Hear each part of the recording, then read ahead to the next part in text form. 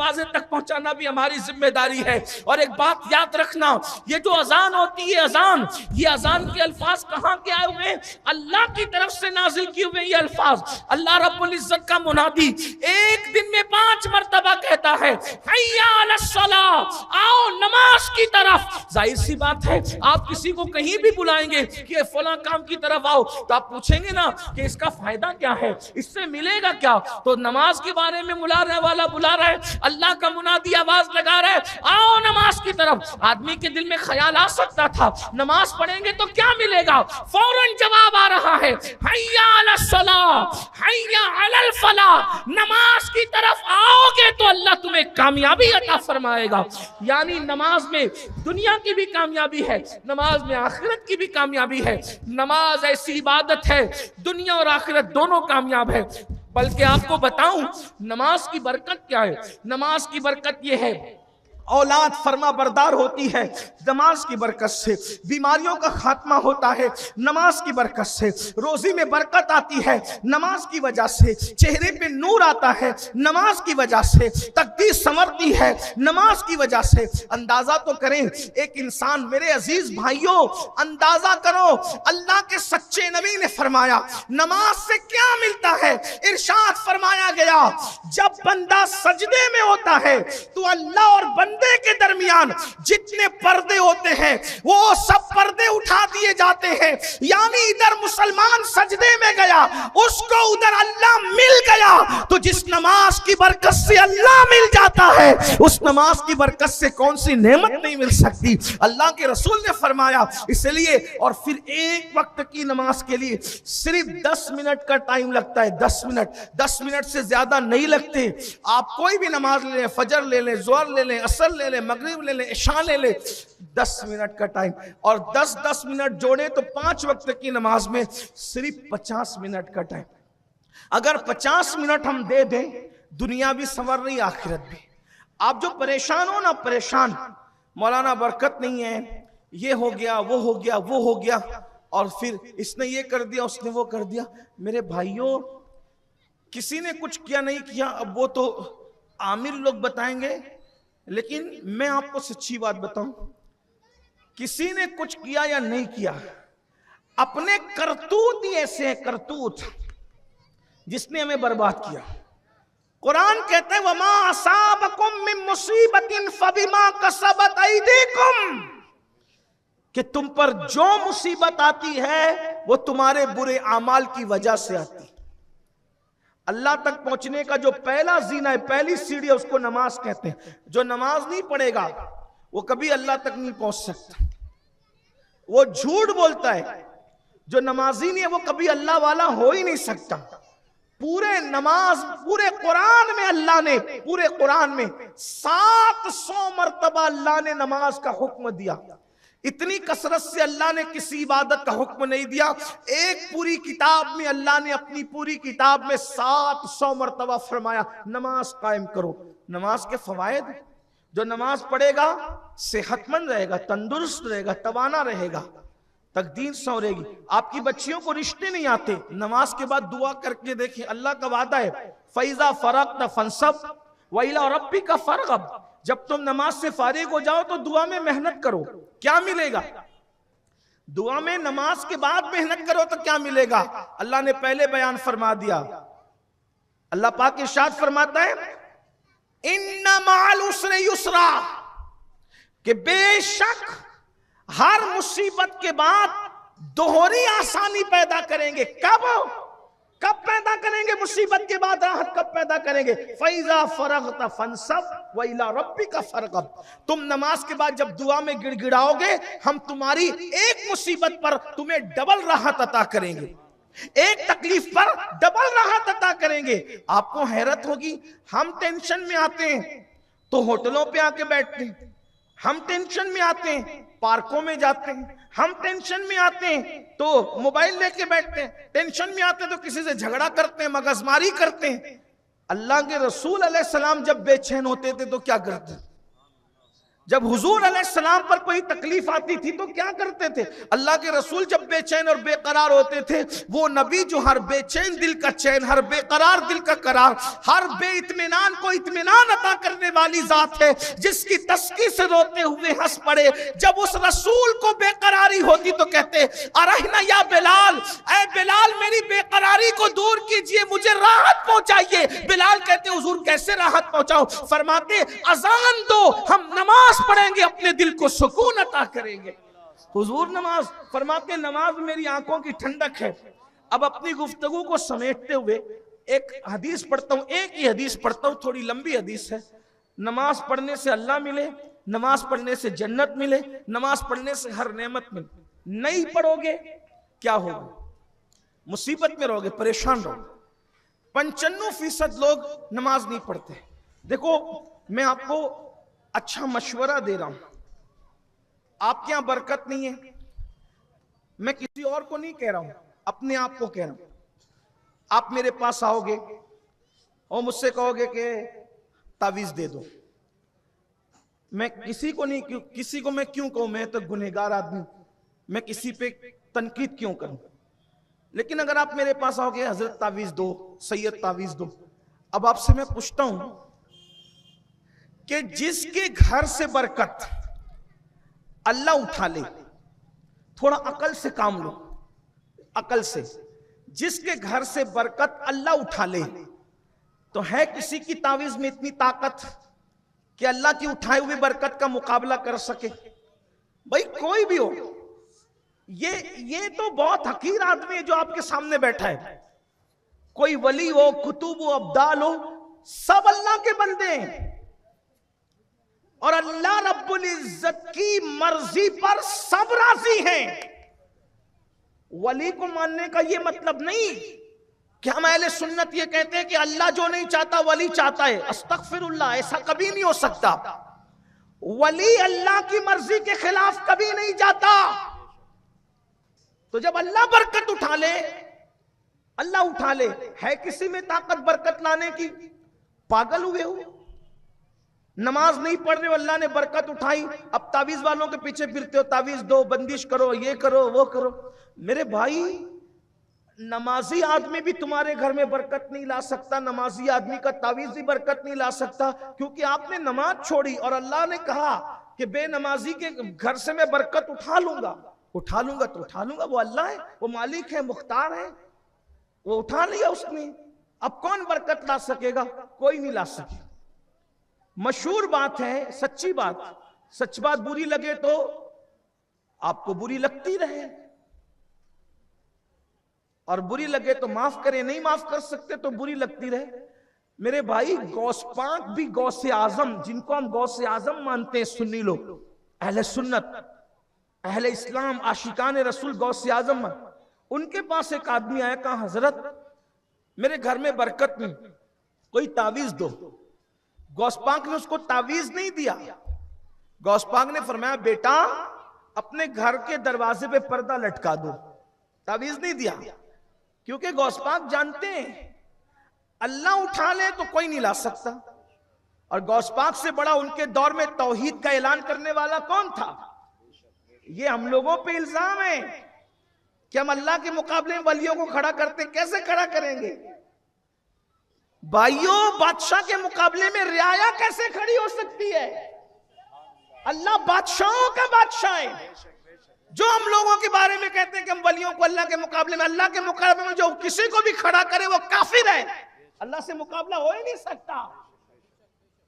ला रिद्द लहू वला मिद्द लहू वला मिस्ल लहू वला मिसाल लहू वला जवा।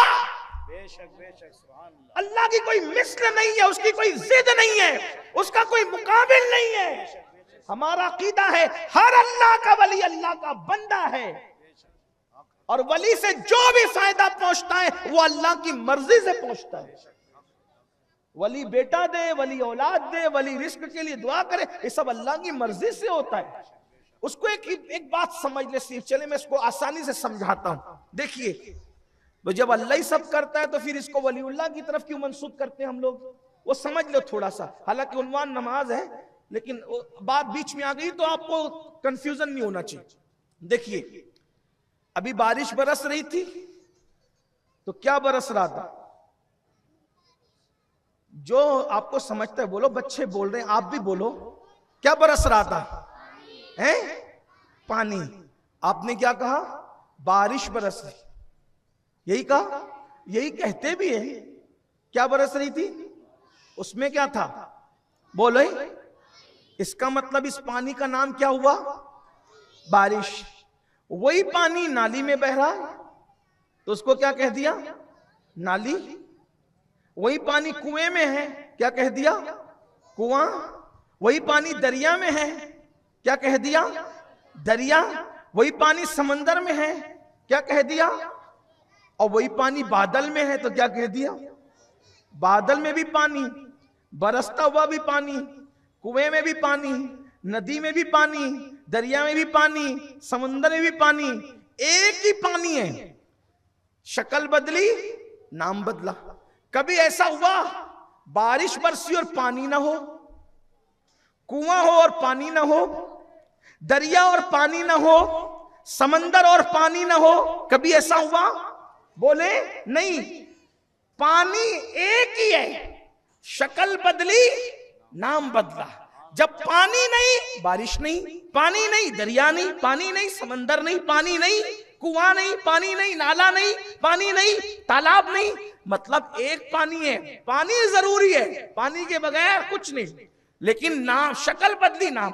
अगर डायरेक्ट कोई काम हुआ तो क्या कहते हैं? अल्लाह की कुदरत है, करने वाला अल्लाह ही है। लेकिन बगैर किसी जरिए से हुआ तो क्या कहते हैं? अल्लाह की कुदरत है। लेकिन डायरेक्ट होने की बजाय अगर वो किसी नबी के जरिए हो जाता है तो करने वाला अल्लाह ही है, मगर नाम बदल जाता है, उसको कहते हैं मोजिजा हो गया। देखा, कर अल्लाह ही रहा है, नबी के जरिए कर रहा है, तो वो क्या नाम हो गया उसका? मोजिजा हो गया। लेकिन कर कौन रहा है? अल्लाह ही कर रहे हैं। इशारा नबी की उंगली का है, इशारा नबी की उंगली का है। और अली के मुर्तजा के लिए सूरज आ रहा है, तो क्या कहते हैं? नबी का मौजज़ा हो गया। पलटाया किसने? अल्लाह ने। इशारा किसका? नबी का। पलटाने वाली जात किसकी? अल्लाह की। क्या कहा? मौजज़ा। अब अगर वही काम वली से हो, करने वाला अल्लाह ही है, लेकिन वली से हुआ तो क्या नाम हो गया? करामत हो गई। अब उसको समझ लें, बेटा डायरेक्ट मिल गया तो कहा अल्लाह ने दिया, कुदरत है उसकी। नबी की दुआ से मिला तो कहा नबी का मौजज़ा। वली की दुआ से मिला तो वली की करामत। बात समझे? दिया किसने?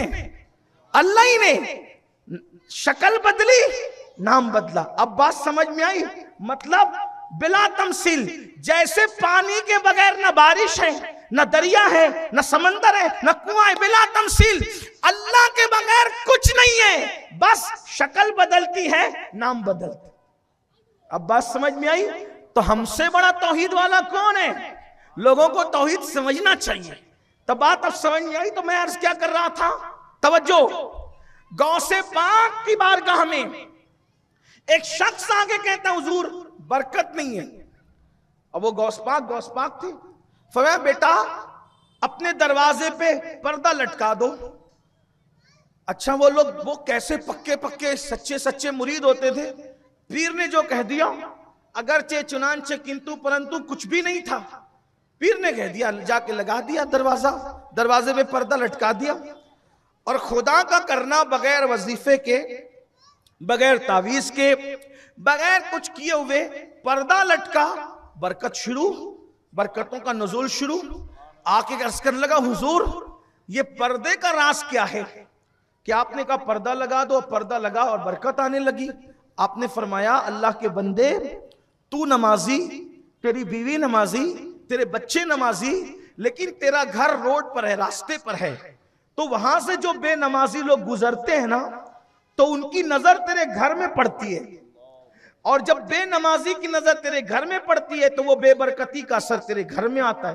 तो हमने पर्दा लगवा दिया, क्यों? ताकि अब बेनमाजी की नजर तेरे घर में नहीं पड़ेगी, तो तेरा घर बेबरकती से महफूज रहेगा। भाइयों आप बताओ, ये तो बुजुर्गों ने लिखा है अपनी किताब में, कहां तक उन्होंने इंसाफ किया।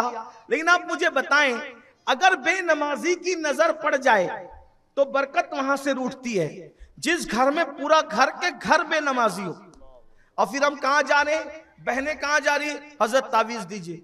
मेरे भाइयों, तावीज का एक अपना असर है, एक अपनी तासीर है उसकी, लेकिन अल्लाह अगर बरकत उठा ले तो तावीज से बरकत नहीं आती जब तक अल्लाह राजी ना हो। तो मस्जिद में नहीं आओगे तो बरकत कैसे आएगी? तो जो हदीस में पढ़ने चला हूं वो हदीस भी मैं पढ़ रहा हूं, गौसे पाक की किताब, गौसे पाक की जानिब एक किताब मंसूब है, उसका नाम गुनियतुत तालिबीन है। गुनियतुत तालिबीन में सरकार गौसे पाक एक रिवायत लिखते हैं कि जब बंदा नमाज छोड़ देता है, बंदा जब, ये इसी हदीस पर मैं अपनी बात पूरी कर लूंगा इस रिवायत पर, लेकिन आप सब गौर से सुनना, जवान बूढ़े बच्चे सब, नमाज छोड़ने का नुकसान क्या है? क्या नुकसान है नमाज छोड़ने से? 10 मिनट एक टाइम लगता है, बस एक टाइम 10 मिनट, 10 मिनट निकालो, दुनिया भी कामयाब आखिरत भी काम, सब तुम्हारा ही तुम्हारा है, दुनिया भी तुम्हारी आखिरत भी तुम्हारी। और 10 मिनट नहीं निकालोगे, दुनिया भी बर्बाद आखिरत भी बर्बाद। फरमाया, हदीस पाक में आया है, जो बंदा नमाज छोड़ दे अल्लाह 3 मुसीबतें उसको दुनिया में देता है। कितनी मुसीबतें? 3 मुसीबतें उसको दुनिया में। याद कर लीजिए इसको, फिर सोचिए कि नमाज छोड़ के कितना नुकसान। बहुत आसानी से कहते हो मौलाना टाइम नहीं मिलता, झूठ बोलते हो। व्हाट्सएप के लिए टाइम मिलता है, फेसबुक के लिए टाइम मिलता है, दोस्तों के साथ गपशप करने के लिए टाइम मिलता है। अल्लाह के लिए 10 मिनट नहीं है तुम्हारे पास? क्रिकेट चल रही थी तो हाथ बांध बांध के नुक्कड़ों पे खड़े रहकर घंटों देखते रहे, उसके लिए टाइम था? हंसने की बात नहीं कि कौन जीता कौन हारा, तुम्हें क्या मिला? अब तो तुमने क्रिकेट को भी जुआ बना दिया, जुआ, उस पे बोलियां लगती रही। सुन लो, मुसलमान होने के लिए कुछ तो गैरत करो, अपनी मुसलमानियत का कुछ तो ख्याल करो। फरमाया गया, जो जुआ खेलेंगे दुनिया में, कल उनके हाथ सूअर के खून में रंगे हुए होंगे। कयामत के दिन, कयामत के दिन वो इस हालत में उठेंगे कि उनके हाथ सूअर के खून में रंगे होंगे। दुनिया ही सब कुछ है। अल्लाह के बंदो, मेरी कौम के जवानों, कुछ भी करो, कितनी अय्याशियां करो, कितनी दौलत कमा लो, कुछ भी कर लो, एक दिन मरना है मरना। मौत से क्यों छुपते हो? और याद रखना, मौत को क्यों भूलते हो? कितना भी छुपो मौत से, मौत तुम्हें हर जगह आके रहेगी। मेरा अल्लाह कुरान में इरशाद फरमाता है, ऐनमा तकुनु युद्रिकुमुल मौत वलौ कुंतुम फी बुरूजिन मुशय्यदा। अगर तुम मजबूत किले में जाकर छुप जाओगे तो तुम्हें वहां भी मौत आकर रहेगी। मौत से छुप नहीं सकते। मौत का आहीनी पंजा तुम्हें हर जगह जकड़ेगा। उस वक्त पछताओगे। हाँ हाँ, ओ जुओं के अड्डों पे जाने वालों, शराब के अड्डों को आबाद करने वालों, सट्टों को आबाद करने वालों, जिना के अड्डों को आबाद करने वालों, अपने कमजोर जिस्म पे रहम करो। छिपकली और चूहे से डरने वालों, अल्लाह के अजाब से क्यों नहीं डरते? अल्लाह का वो दर्दनाक अजाब जिसको ना पहाड़ उठा सके, अल्लाह का वो दर्दनाक अजाब जिसको ना आसमान उठा सके ना जमीन उठा सके, उस अजाब को हमारा कमजोर सा जिस्म कैसे उठाएगा? और याद रखना, यहां तुम्हारी दादागिरी बाबागिरी सब चलेगी, अल्लाह के यहां किसी का कुछ नहीं चलेगा। मेरा अल्लाह इरशाद फरमाता है, व तुकल्लिमुना अयदीहिम व तशहदु अर्जुलुहुम बिमा कानू यक्सिबून। अल्लाह तुम्हारे मुंह पे मुहर लगा देगा और तुम्हारी चर चर चलने वाली जबान को बंद करेगा और तुम्हारे आज़ा अल्लाह की बारगाह में गवाही देंगे। इंसान उस वक्त पछताएगा, ये मेरे आज़ा थे या अल्लाह के जासूस। इंसान की आज़ा उसके खिलाफ गवाही। इंसान रोएगा, गिड़गिड़ाएगा, अल्लाह की बारगाह में मिन्नतें करेगा, मौला मुझे दुनिया में जाने दे, सिर्फ 2 रकात नमाज पढ़ने का मौका दे दे। इरशाद होगा, बंदे पूरी जिंदगी दी थी इबादत के लिए, उन्हें खेल में, कूद में, अय्याशों में, आवारगियों में गंवा दिया। बहुत कीमती लम्हात जाय कर रहे हो मेरे भाइयों, बहुत कीमती लम्हात जाय कर रहे हो। गफलत में कब तक रहोगे? कहां गया नमरूद, कहां गया फिरौन, कहां गया बुख्त नस्र, कहां गया यजीद, कहां गए उन जैसे जालिम बादशाह? मौत है मौत, मौत की तैयारी कर लो, आखिरत की तैयारी कर